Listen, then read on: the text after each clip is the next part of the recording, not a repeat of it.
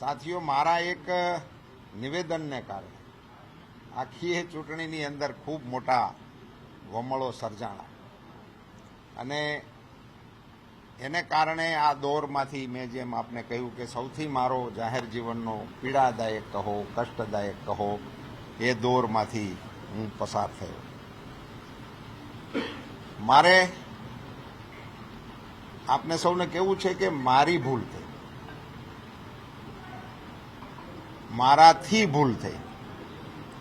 એની પ્રતિક્રિયામાં ક્ષત્રિય સમાજ તરફથી એના સમાજને ઉદ્વેલિત થવાનું નિમિત્ત બન્યું, કારણ બન્યું. પણ આખી એક ઘટનાનું કેન્દ્રબિંદુ અને કારણ હું જ હતો. પણ થયું એવું કે અમારી આખી પાર્ટી પણ એમાં લપેટાય અને અમારી આખી પાર્ટીને પણ સહન કરવું પડ્યું, જે મારા માટે સૌથી કષ્ટદાયક છે. મને ઇન્ડિવિડ્યુઅલ એ બહુ પીડાદાયક બાબત છે.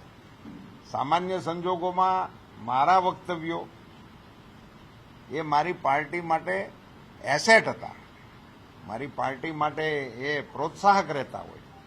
એને બદલે હું જ્યારે કેન્ડિડેટ હોઉં ત્યારનું મારું એક વક્તવ્ય એ સમગ્ર પાર્ટીને દ્વિધામાં મૂકનારું થયું, મુશ્કેલીમાં મૂકનારું થયું.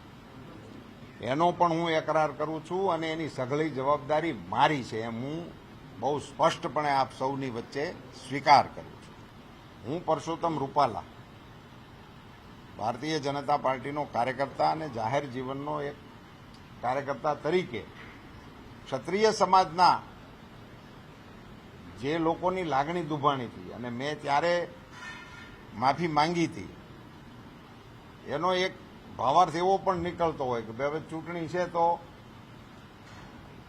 ફરજિયાત છે કે આવું કંઈક કરીને એમાંથી રસ્તો કાઢવા માટેનો પ્રયાસ કરે અને એ પણ સ્વાભાવિક છે.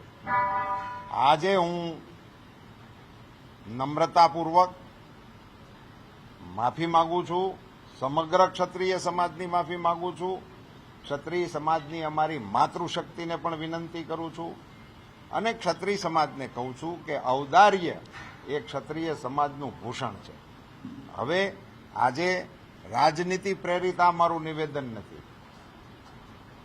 હું આપ સૌને કહેવા માંગુ છું કે આપણા દેશના વડાપ્રધાન અને વિશ્વની ઉમ્મીદ એવા આદરણીય નરેન્દ્રભાઈ મોદી સાહેબને પણ આ ઘટનાને કારણે સાંભળવું પડ્યું છે.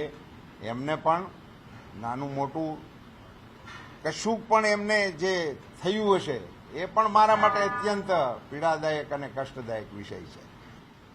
મારી આ ભૂલને કારણે સર્જાયેલા વમળોથી અમારા કેટલાક સાથીદારોને પણ સહન કરવાનું આવ્યું હશે. તો હું આપ સૌની સામે એમના માટે પણ મારી દિલગીરી પણ વ્યક્ત કરું છું અને એમની પણ ક્ષમા ચાહું છું. આપ સૌને મારો નમ્ર અનુરોધ છે કે આપ સૌએ આ મારા કઠિન દોરની અંદર જે પ્રકારે મને સાથ અને સહકાર આપ્યો છે હું એની પ્રશંસા કરું છું. પુનશ્ચ મિચ્છામિ દુક્કડમ. આપણા સામાજિક નિસ્બત માટેની મારી આ પ્રેસ છે અને આ સામાજિક નિસ્બતને કારણે હું આપની સામે આ વિષય લઈને ક્ષત્રિય સમાજને મેં અપીલ કરી છે. આપણે ત્યાં એ પરંપરાઓ ગુજરાતમાંથી સમરસ ગુજરાતની જે આખી સામાજિક વાતાવરણ આપણું ઊભું થયું છે, હવે માત્ર એક મારી ભૂલને કારણે એને ફરીથી સામાજિક સ્વરૂપ આપવાને બદલે ફરીથી આપણે સમરસ થઈએ. અને હું એ વાતનો પણ સ્વીકાર કરું છું કે જે બન્યું છે એ મારી ઘટનાની ક્રિયાની પ્રતિક્રિયા છે. એટલે હું તો હવે એમને દોષિત નથી માનતો ને હું એમ કહું છું કે મને ક્ષત્રિય સમાજ માટે ત્યારે પણ મારા મનમાં કટુતા નથી અને આજની તારીખ પછી પણ હું એમાં કટુતા રાખવાનો